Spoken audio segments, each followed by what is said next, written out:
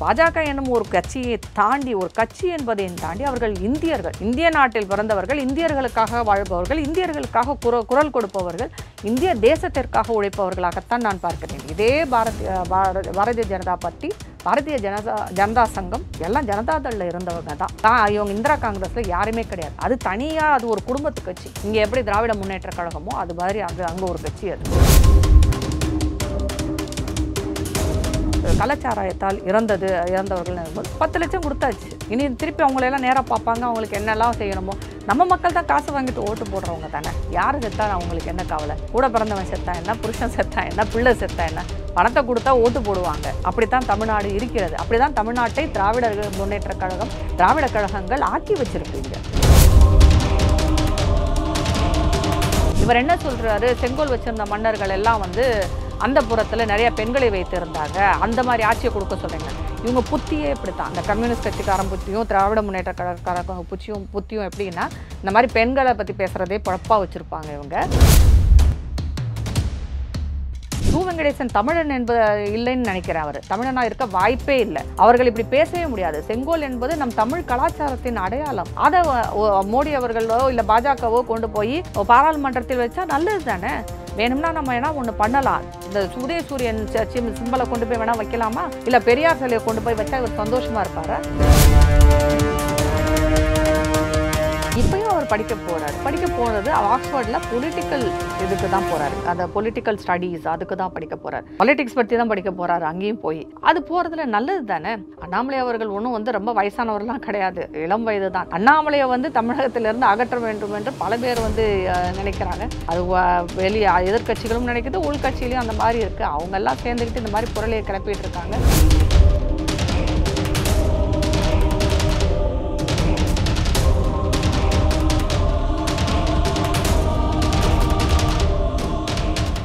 Real one நேயர்களுக்கு வணக்கம். இன்றைய நேர்களுக்காக நம்முடைய நிகழ்கிறார் அரசியல் விமர்சகர் திருமதி ராதா ஜவஹர் அவர்கள்.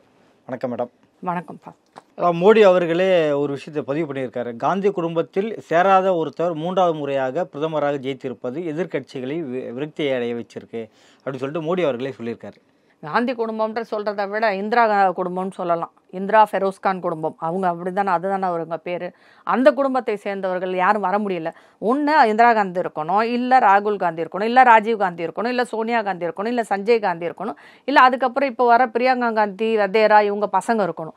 இவர்களை தவிர யார் ஆட்சிக்கு வந்தாலும் பிடிக்காது. இது இவங்களுக்கு மட்டும் இல்லை, இந்திரா காந்தி காலத்திலேயே நடந்ததுங்க. நேருக்கு அப்புறம் யாரை வரவிட்டாங்க இவங்க? லால் பகதூர் சாஸ்திரி எவ்வளோ நாள் இருந்தார், இறந்து போயிட்டார். அவர் இறப்பிலும் இன்றைக்கும் மர்மம் உண்டு. அது எப்படி இறந்து போனார்னே தெரியல. அதுக்கப்புறம் யாரையுமே வர விடலை. இவங்க மோராஜி தேசாய் கூட வர விடலை, ஏமாத்துறாங்க. அவரெல்லாம் நொந்து போய் தான் வெளியில் இருந்தார். அதுக்கப்புறம் இந்திரா காந்தி அவர்கள் வந்ததுக்கப்புறம் தான் மட்டும்தான் ஆட்சியில் இருக்கணுன்றதுக்காக தானே எல்லா ஆட்டமும் போட்டாங்க, எமர்ஜென்சியை கொண்டு வந்தாங்க. சஞ்சய் காந்தியை தான் வச்சுக்கிட்டு ஆடிட்டு இருந்தாங்க. அப்புறம் சஞ்சய் காந்தி மர்மமான முறையில் இறந்து போயிட்டாங்க. அதுக்கப்புறம் என்ன ஆச்சு, இந்திரா காந்தி அதுக்கு கர்மா இன்னும் ஒன்று இருக்கும் இல்லைங்க, அவங்கவுங்க செஞ்ச பாவம் அவங்கவுங்களுக்கு சேரும். இந்திரா காந்தி அதே மாதிரி சுடப்பட்டார். அதுக்கப்புறம் ராஜீவ்காந்தி வரார், ராஜீவ்காந்தியும் சுட்டு கொள்ளுறாங்க. இவர்கள் யாரை எல்லாம் வளர்த்து விட்டார்களோ அவர்களே இவர்களுக்கு எதிராக திரும்பியது தான் கர்மான்ற நான் சொல்கிறேன். இவர் பிந்தரன்வாலையை வளர்த்து விட்டார், பஞ்சாபில் காலிஸ்தான் தீவிரவாதியை, அவங்களே தான் இவரை கொன்னாங்க இந்திரா காந்தியை. ராஜீவ்காந்தியை பொறுத்த வரைக்கும் அவர் எல்டிடியை வளர்த்து விட்டார், அவங்களே தான் அவரை கொன்னாங்க. அதே மாதிரி தான் இவர்கள் செய்த பாவங்களும் இவர்கள் வளர்த்த தீவிரவாதமும் தான் இவர்களை திருப்பி மறுபடியும் தாக்கியது. அதற்கப்புறம் என்ன பண்ணுறாங்க, சோனியா காந்தியை கொண்டு வராங்க. சோனியா யார்? நம்ம நாட்டு பிரஜையே கிடையாது, அவங்க ஒரு இட்டாலியன். எப்படி நம்ம நாட்டுக்கு நமக்கு தலைமை தாங்க முடியும்? அது முடியாது. அது செய்ய விடாமல் எல்லாரும் பண்ண உடனே அவங்க ராகுல் காந்தியை கொண்டு வைக்கிறாங்க. ஏன்னா தகப்பன் இந்தியர் அப்படிங்கிறதுக்காக கொண்டு வைக்கிறாங்க. ஆனால் இன்றைக்கு வரைக்கும் அவர் எந்த தேசத்தை சேர்ந்தவர் என்று அவருடைய குடியுரிமை பற்றி கேள்வி உண்டு. கேஸ் இருக்குது கோர்ட்டில் இன்னுமே. அவர் சுப்பிரமணிய சாமியும் போட்டிருக்காரு, அவர் இந்தியனே கிடையாதுன்னு சொல்லிட்டு. ஏன்னா அவர் ஒரு கம்பெனி இருக்குது யூகேல, அந்த கம்பெனியில் இவர் பங்குதாரர். அந்த கம்பெனிக்கு கொடுத்த அந்த அவருடைய அடையாளத்தில் அவர் பிரிட்டிஷ் பிரஜை என்று கொடுத்திருக்கிறார் அங்கே. அப்படி இருக்கும்போது அவர் எப்படி இந்திய பிரஜையாக இருக்க முடியும்? அதுலேயே நமக்கு கேள்வி இருக்கே. அப்படி இருக்கும்போது அவர் எப்படி நம்ம பிரைம் மினிஸ்டராக ஏற்றுக்க முடியும்? ஏற்றுக்கவே முடியாது. ஏன்னா ஒரு அந்நிய நாட்டு சக்தியை உள்ளே விட்டோம்னா நம்ம நாட்டுக்கு தான் கேடு. ஏற்கனவே பல 100 ஆண்டுகள் நம்ம அனுபவிச்சாச்சு. அந்நியர்களை உள்ளே விட்டதன் பலனை நம்ம அனுபவிச்சிருக்கோம். திருப்பி இன்னொரு அந்நிய நாட்டு பிரஜையை கொண்டு நமக்கு வச்சோம்னா திருப்பி பழையபடிக்கு நம்ம அடிமையாக தான் போகணும். அது வந்து நடக்கவே நடக்காது. பாஜக என்னும் ஒரு கட்சியை தாண்டி, ஒரு கட்சி என்பதையும் தாண்டி அவர்கள் இந்தியர்கள், இந்திய நாட்டில் பிறந்தவர்கள், இந்தியர்களுக்காக வாழ்பவர்கள், இந்தியர்களுக்காக குரல் கொடுப்பவர்கள், இந்திய தேசத்திற்காக உழைப்பவர்களாகத்தான் நான் பார்க்கிறேன். இதே பாரதிய ஜனதா பார்ட்டி, பாரதிய ஜனதா சங்கம் எல்லாம் ஜனதாதளில் இருந்தவங்க தான். இவங்க இந்திரா காங்கிரஸில் யாருமே கிடையாது. அது தனியாக, அது ஒரு குடும்பத்து கட்சி. இங்கே எப்படி திராவிட முன்னேற்ற கழகமோ அது மாதிரி அங்கே ஒரு கட்சி. அதுக்கும் காங்கிரஸுக்கும் சம்பந்தமே கிடையாது. விக்கிரவாண்டி இடைத்தேர்தலில் ஆளுங்கட்சிக்கு எதிராக மக்கள் மனநிலை இல்லை அப்படின்னு சொல்லிட்டு அமைச்சர் கீதா ஜீவன் அவர்கள் சொல்லியிருக்காங்க. இல்லை, இருக்கலாம். அவங்க சொல்வதில் வந்து நான் ஏற்றுக்கிறேன்னு கூட சொல்ல முடியும். திருப்பி திமுகவை செய்வதற்கான வாய்ப்புகள் நிறையவே இருக்குது. ஏன்னா முதல்ல விக்கிரவாண்டியில் வந்து திராவிட முன்னேற்ற கழகத்தை சேர்ந்தவர்கள் ரொம்ப ஸ்ட்ராங்காக இருக்கிறாங்க. அங்கே அவங்களோட கட்சிக்காரர்கள் தான் இருக்காங்க. இன்னொன்று, இந்த கள்ளச்சாராயத்தால் இறந்தவர்கள் போது 10 லட்சம் கொடுத்தாச்சு. இனி திருப்பி அவங்களெல்லாம் நேராக பார்ப்பாங்க. அவங்களுக்கு என்னெல்லாம் செய்யணுமோ, நம்ம மக்கள் தான் காசு வாங்கிட்டு ஓட்டு போடுறவங்க தானே. யார் செத்தா அவங்களுக்கு என்ன கவலை? கூட பிறந்தவன் செத்தா என்ன, புருஷன் செத்தா என்ன, பிள்ளை செத்தா என்ன, பணத்தை கொடுத்தா ஓட்டு போடுவாங்க. அப்படித்தான் தமிழ்நாடு இருக்கிறது. அப்படிதான் தமிழ்நாட்டை திராவிட முன்னேற்ற கழகம், திராவிட கழகங்கள் ஆக்கி வச்சிருக்குங்க. இதில் வந்து நம்ம வெக்கப்பட்டுக்கலாம், ஆனால் அது நடக்கிற உண்மை இதுதான். அதனால் அதெல்லாம் சரி கட்டிடுவாங்க. போயிட்டு அவங்க போய் பார்த்து அந்த குடும்பங்களை சேர்ந்தவர்களை பார்த்து, இப்போ அந்த குடும்பம் செத்து போச்சேன்னு சொல்லிட்டு வெளியில் இருக்கிறவங்க ஐயோ இந்த கள்ளச்சாராயத்தை வந்து இந்த திராவிட முன்னேற்ற கழகம் இந்த கட்சி தான் வந்து இப்படி பண்ணிட்டாங்கன்னு அவங்க நினைக்க போகிறாங்களா? கிடையவே கிடையாது. நமக்கு 10 லட்சம் கிடைக்கலையேன்னு அவங்க உட்காந்து ஏங்கிட்டு இருப்பாங்க. இப்போ அதனால் வந்து திராவிட முன்னேற்ற திமுக தான் திருப்பி ஜெயிக்கும் என்பதில் எனக்கும் எந்த கருத்து வேறுபாடு இல்லை. அவங்க கீதா ஜீவன் சொன்னதெல்லாம் கரெக்டு தான். ஏன்னா மக்களுக்கு வந்து என்னைக்கு அறிவு வருதோ அன்னைக்கு தான் இந்த மாதிரி கட்சிகளை மாற்றி ஓட்டு போடுவாங்களே தவிர, பணத்துக்கும் போதைக்கும் இதுக்கும் அடிமையான மக்கள் வந்து எப்படி சுயமாக சிந்திக்க முடியும்? அதுக்கு வாய்ப்பே கிடையாது. பெண் அடிமைத்தனத்தின் வெளிப்பாடு தான் இந்த செங்கோல். இந்த செங்கோலை நாடாளுமன்றத்தில் அகற்றணும் அப்படின்னு சொல்லிட்டு மதுரை எம்பி சு வெங்கடேசன் அவர்கள் கருத்தை நாடாளுமன்றத்திலே பதிவு பண்ணியிருக்காரு. எப்படி பார்க்குறீங்களா? சு வெங்கடேசன் அவர்கள் வந்து 2வது முறையாக தேர்ந்தெடுத்திருப்பதே வந்து எனக்கு ஆச்சரியமாகவும் இருக்குது, ஒரு பக்கம் அதிர்ச்சியாகவும் இருக்குது. ஏன்னா மதுரை என்னும் ஊர் இன்னுமே வந்து ரொம்ப மோசமான நிலைமையில் இருக்குது. நீங்கள் அங்கே போய் பார்த்தீங்கன்னா தெரியும், ரோடு கீடு எதுவுமே வந்து டெவலப் ஆகலை. அந்த அரசு மருத்துவமனைக்குள்ள நீங்கள் உள்ளே கூட போக முடியாது. எந்த விதமான வளர்ச்சியுமே கிடையாது. சுற்றுப்புறங்கள் எந்த தொழிற்சாலை இல்லை, வேலை வாய்ப்பு இல்லை, எதுவுமே கிடையாது. இன்னும் வந்து சொல்ல போனீங்கன்னா, நம்ம சென்னையில் போதைப்பொருள் நடமாட்டம் அதிகம்ன்றோம் இல்லையா, மதுரையில் அதை விட அதிகம். அங்கே அந்த அளவுக்கு வந்து அங்கே கஞ்சா புழக்கம் வந்து அதிகமாக இருக்குது. நிறைய இளைஞர்கள் வீணாகி கொண்டிருக்கிறார்கள் என்ற கவலை எனக்கு எப்பொழுதுமே உண்டு. அது என்ன என்னோட ஊரும் கூட. அதனாலேயே எனக்கு அந்த கவலை எப்பயுமே இருக்கும்.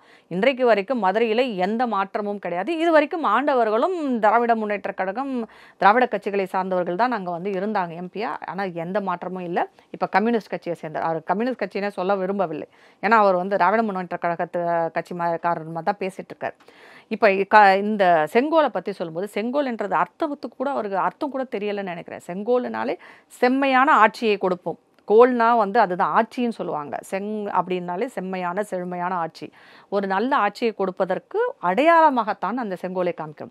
இவர் என்ன சொல்றாரு, செங்கோல் வச்சிருந்த மன்னர்கள் எல்லாம் வந்து அந்த புறத்தில் நிறைய பெண்களை வைத்திருந்தாங்க, அந்த மாதிரி ஆட்சியை கொடுக்க சொல்றீங்கன்னா, இவங்க புத்தியே இப்படித்தான். இந்த கம்யூனிஸ்ட் கட்சிக்காரன் புத்தியும் திராவிட முன்னேற்ற கழக புத்தியும் எப்படின்னா, இந்த மாதிரி பெண்களை பற்றி பேசுறதே பொழப்பா வச்சிருப்பாங்க இவங்க. அது அந்த புறத்தில் வச்சிருந்தாங்கன்னு சொல்லி இவர் தமிழ் மன்னர்களை இழிவுபடுத்துவதை வந்து நம்ம எப்படி ஏற்றுக்க முடியும்? அது தமிழ் மன்னர்கள் சேர சோழ பாண்டியர்கள் ஆட்சியைத்தான் இவர் கொச்சைப்படுத்தி பேசிக் கொண்டிருக்கிறார். சு வெங்கடேசன் தமிழன் இல்லைன்னு நினைக்கிறார். அவர் தமிழனா இருக்க வாய்ப்பே இல்லை. அவர்கள் இப்படி பேசவே முடியாது. செங்கோல் என்பது நம் தமிழ் கலாச்சாரத்தின் அடையாளம். அதை மோடி அவர்களோ இல்லை பாஜகவோ கொண்டு போய் பாராளுமன்றத்தில் வச்சா நல்லது தானே. வேணும்னா நம்ம வேணா ஒன்று பண்ணலாம். இந்த உதயசூரியன் சிம்பலை கொண்டு போய் வேணா வைக்கலாமா? இல்லை பெரியார் சிலையை கொண்டு போய் வச்சா இவர் சந்தோஷமா இருப்பாரா? என்ன முட்டாள்தனமான பேச்சு. தமிழர்களுக்கென்று ஒரு பாரம்பரியம் இருக்குது, தமிழர்களுக்கென்று ஒரு கலாச்சாரம் இருக்குது, தமிழர்களுக்கென்று ஒரு அடையாளம் இருக்குது. அதில் ஒரு அங்கமாகத்தான் செங்கோலை பார்க்கணும். திருவள்ளுவரில் ஆரம்பித்து உங்களுக்கு சிலப்பதிகாரம் வரை செங்கோல் பற்றிய குறிப்புகள் நிறைய இருக்குது. அப்படிப்பட்ட செங்கோலை போய் வந்து என்னமோ அந்த புறத்து அழகிகளை வைத்த மன்னர்கள் வச்சிருந்த செங்கோல்னு சொல்கிற சு வெங்கடேசனுக்கு கொஞ்சமாவது அறிவு வேண்டாமா? இது வந்து தமிழர்களை கொச்சைப்படுத்தும் செயல். இவங்களுக்கு இதே வேலையாக போச்சுங்க. இந்த கம்யூனிஸ்ட்காரங்களாக இருக்கட்டும், காங்கிரஸ் இந்துக்களை கேவலப்படுத்துவது, தமிழர்களை கேவலப்படுத்துது, இந்த வேலையாகவே தான் செஞ்சுட்டு இருக்கிறாங்க இவங்க. இவர்களுக்கெல்லாம் நாம் வந்து ஓட்டு போட்டு இவர்களையெல்லாம் வந்து பாராளுமன்றத்துக்கு அனுப்புவது எதற்கு? தமிழர்களை பற்றி கேவலமாக பேசுறதுக்கு அனுப்புகிறோம். அங்கே போயிட்டு தமிழ்நாட்டுக்கு 4 நல்ல விஷயங்களை செய்யுங்க, நல்லதை கொண்டு வாங்கன்னு சொல்லி அனுப்புனா, இவங்க அங்கே போயும் வந்து திரும்பி பார்த்து எச்சி துப்பிக்கிட்டு இருக்கிறாங்க. தமிழர்களை பார்த்து அது துப்ப வேண்டியதான். ஏன்னா இவர்கள் ஓட்டு போட்ட மக்களை பார்த்து துப்புவது தான் இவர் செய்கிற வேலை. இதை விட ஒரு கேவலமாக அந்த செங்கோலை விமர்சிக்க முடியாது. இதை விட கேவலமாக தமிழர்களை கேவலப்படுத்தவும் முடியாது. அதை சு. வெங்கடேசன் சிறப்பாக செஞ்சுருக்காரு. இவர் கட்சியை சேர்ந்தவர் என்று அவரே சொல்லிக் கொள்கிறார் அவரை. ஆனால் எனக்கு என்னமோ டவுட்டாக தான் இருக்குது. இவர் திராவிட முன்னேற்ற கழகத்துக்கு சேர்ந்துட்டாருன்னு நினைக்கிறேன். சும்மா ஒரு 4 பேர் தான் இப்போ செலக்ட் ஆகிருக்காங்க. கம்யூனிஸ்ட் கட்சி அகில இந்திய அளவில் 4 பேர் தான் வந்து ஜெயிச்சிருக்காங்க. அந்த 4க்கே இவர் இந்த ஆட்டம் போட்டுட்டு இருக்கிறாரு. மக்கள் என்னைக்கு தான் திருந்த போகிறாங்கன்னு தெரியல. நாடாளுமன்றத்தில் தொடர்ந்து இன்னொரு வார்த்தையும் பிரதிபலிச்சுட்டு வருது. நீட் சம்பந்தமான வார்த்தை. நீட் குறித்த முறைகேடுகள் தொடர்ந்து விவாதம் பண்ணணும் அப்படின்னு சொல்லிட்டு எதிர்கட்சிகள் கேட்டுட்டு வராங்க. இது எப்படி பார்க்குறீங்க மேடம்? நீட் தேர்வை பொறுத்த வரைக்கும், நீட் பிரச்சனையை பொறுத்த வரைக்கும் நான் எப்படி பார்க்குறேன்னா, நான் ஏற்கனவே சொன்னதான் தேச விரோதிகள் செய்யும் செயலாகத்தான் நான் பார்க்கிறேன். ஏன்னா இதில் அரெஸ்ட் பண்ணியிருக்கிற எல்லாரையும் பார்த்தீங்கன்னா தெரியும் உங்களுக்கு. ஜார்க்கண்டில் அரெஸ்ட் பண்ணியிருக்கிறாங்க, பீகாரில் அரெஸ்ட் பண்ணியிருக்காங்க. நீட்டை வந்து என்டிஏன்ற அந்த டெஸ்டிங் ஏஜென்சி தான் பண்ணுறாங்க, தேர்வு குழு. ஆனால் அங்கே வந்து எங்கேயுமே வந்து அது லீக் ஆகலை. அந்த அந்த கேள்வித்தாள்கள் வந்து தேர்வு மையங்களுக்கு கொண்டு போகும் வழியில் தான் லீக் ஆகிருக்கு, எடுத்திருக்காங்க. அப்போ இது திட்டமிட்ட ஒரு சதி செயலாகத்தான் பார்க்கிறேன். ஏன்னா நல்ல டாக்டர்கள் தேர்வாகக்கூடாதுன்றதுல இவங்க தெளிவாக இருக்காங்க. நிறைய பேர் வந்து மருத்துவ கல்லூரிகளை கட்டி விட்டு காசு பணம் பார்த்துக்கிட்டு இருக்கிறாங்க அரசியல்வாதிகள். அவர்களுக்கு இது நடக்கக்கூடாது என்பது உறுதியாக இருக்காங்க. அது இங்கே முதல்ல ஆரம்பித்தது தமிழ்நாட்டில் தான். இப்போ அங்கே என்ன பண்ணியிருக்கிறாங்க, இந்த தேர்வு பேப்பர்கள் எல்லாத்தையும் பிடுங்கி அங்கே லீக் பண்ணி விட்டுருக்காங்க. அதில் குறிப்பாக நிறைய கைது செய்யப்பட்டவர் யாருன்னா, ஒரு இந்த கோச்சிங் சென்டர் நடத்துகிற ஒருத்தவங்க. அது ஒரு குறிப்பிட்ட சமுதாயத்தை சேர்ந்தவர் தான் கைதாகிருக்கிறார். அவர் கூட இன்னும் 2-3 பேர் கைதாகிருக்காங்க. இதில் வந்து சம்மந்தப்பட்டவங்க வந்து லல்லு பிரசாத் யாதவ் குடும்பத்தை சேர்ந்தவர்களும் இருக்கிறாங்க. இந்த பிரச்சனையை அவங்களும் நீட் எக்ஸாம் வேணான்றாங்க. ஆனால் அவரோட 2 மகள்கள் டாக்டர். அதில் ஒரு மகள், அது உண்மையை சொல்ல மூத்த மகள், அவன் என்ன பண்ணுறாங்கன்னா டாட்டா மருத்துவக் கல்லூரியில் தான் படித்தாங்க. அதாவது டாட்டா குழுமத்தில் வேலை பார்க்கும் வேலையாட்கள் பணியாளர்களுக்கு மட்டுமே வந்து சலுகை கொடுப்பாங்க. அப்படி ஒரு சீட்டுக்கு உண்டு. அந்த சீட்டில் தான் இவங்க படிக்கிறாங்க. அதில் வந்து 2 வருஷம் படிச்சுட்டு பாதுகாப்பு கருதி உடனே என்ன பண்ணுறாங்க, பாட்னாவோட அரசு மருத்துவக் கல்லூரியில் சேர்ந்து படித்து டாக்டர் கைனகாலஜிஸ்ட் ஆகிட்டாங்க. இது வரைக்கும் அவங்க ப்ராக்டிஸ் பண்ணதே கிடையாது. அவங்க டாக்டராக மட்டும் ஆகிட்டாங்க. அதுவும் டிஸ்டிங்ஷனில் பாஸ் பண்ணுறாங்க. அடுத்தது இன்னொரு பொண்ணும் டாக்டராக இருக்காங்க. இவங்க எல்லாருமே நீட்டில் வரல. எல்லாரும் வந்து அவங்க 12வது மார்க்கை வச்சுட்டு இப்படி சேர்ந்து இப்படி டாக்டராக இருக்காங்க. இது மாதிரி அவங்க தான் வந்து இப்போ நீட்டை எதிர்த்துக்கிட்டு இருக்காங்க. இந்த மாதிரி பல விஷயங்கள் பார்த்தீங்கன்னா, நீட்டை எதிர்ப்பவர்கள் எல்லாருமே சாதாரண குடிமக்களுக்கு இது போயிடக்கூடாது. இன்றைக்கு நீட் எழுதி பாஸ் ஆகும் ஒரு மாணவன் அரசு பள்ளிகளில் வெறும் 1000, அதாவது ஒரு 10-15 நீங்கள் கல்லூரியில் வந்து ஃபீஸ் கட்டினா போதும். அதே நீங்கள் தனியார் பள்ளிக்கு போனால் கூட வந்து முன்னாடி 1 கோடி ரூபாய் இருந்த சீட்டு இன்றைக்கி 5-6 லட்சத்தில் முடிச்சுட்டு போயிட்டே இருக்கலாம். நீங்கள் அதுக்கான லோனும் உங்களுக்கு கிடைக்குது. ஆனால் இவங்க வந்து அது பிடிக்கல. அதை எடுக்கணுன்றதுக்காக எல்லா விதமாகவும் செய்கையும் செய்கிறாங்க. கோர்ட்டுக்கு போனாலும் ஜெயிப்பதற்கு வாய்ப்பு இல்லை. ஏன்னா உச்சநீதிமன்றம் அதில் ஏற்கனவே தெளிவாக தீர்ப்பு சொல்லிட்டாங்க. நீட்டை வந்து அகற்ற முடியாது. இந்த பிரச்சனை இருக்கா, இப்போ சிபிஐக்கு கேஸ் போகுது. இது அதாவது என்ன பிரச்சனையோ அதை சரி செய்யத்தான் சொல்லுவாங்களே தவிர நீட்டை வந்து அவங்க எடுப்பதற்கான வாய்ப்புகள் இல்லவே இல்லை. அது நடக்கவும் நடக்காது. அப்படி இருந்ததுன்னா நளினி சிதம்பரம் அவர்கள் மறுபடியும் நான் இதற்கு எதிராக நீட்டை ஆதரித்து நான் வந்து வழக்கு தொடுத்து திருப்பி கொண்டு போவேன். ஆனால் அதற்கான வாய்ப்பு இல்லைன்னு இந்திரா காங்கிரஸ் கட்சியை சேர்ந்த ப. சிதம்பரத்தின் மனைவியே சொல்லியிருக்கிறாங்க. அதனால் வந்து அது வாய்ப்பே கிடையாது. இவங்க செய்கிற செயல்கள் பல மாணவர்களின் எதிர்காலத்தை பாதிக்குது. அது உண்மை. தேசத்தின் நலனை பாதிக்குது. தேசத்துக்கு எதிரானவர்கள் செய்யும் இந்த செயலை வந்து மக்கள் கண்டிப்பாக வந்து இதை நம்ம விழிப்புணர்வோடு இருந்தால் தான் இந்த மாதிரி செயல்களில் வந்து நம்ம உள்ளே போகாமல் இருக்கணும். நம்ம எதிர்கால சந்ததியரை காப்பாற்ற முடியும். அண்மையில் அமித்ஷா தமிழ் சந்திப்பு குறித்தும் அண்ணாமலை இங்கே மாற்றப்படுவார் என்ற ஒரு கேள்வியும் இங்கே எழுந்துட்டு இருக்கு தமிழ்நாட்டில். ஸோ கண்டிப்பாக ஒரு 6 மாதம் படிக்க தான் போகிறாரா, இல்லை இதை வச்சு அவர் மாற்றப்படுறதுக்கான ஒரு வியூகங்கள் இங்கே நடக்குதா? கொஞ்ச நாளைக்கு முன்னாடி கூட அண்ணாமலை அவர்கள் ஒரு மாதம் போயிருந்தார். நீங்கள் பார்த்தீங்கன்னா தெரியல, அமெரிக்காவில் படிக்கிறதுக்காக தான் போயிருந்தார். 1 மாதமா 1.5 மாதமா இல்லை 2 மாதமானு தெரியல, சரியான டேட் தெரியல, படிக்க போயிருந்தார். அப்போ கூட யாரையும் மாற்றலை, கட்சி பாட்டுக்கு நடந்துட்டு தான் இருந்தது.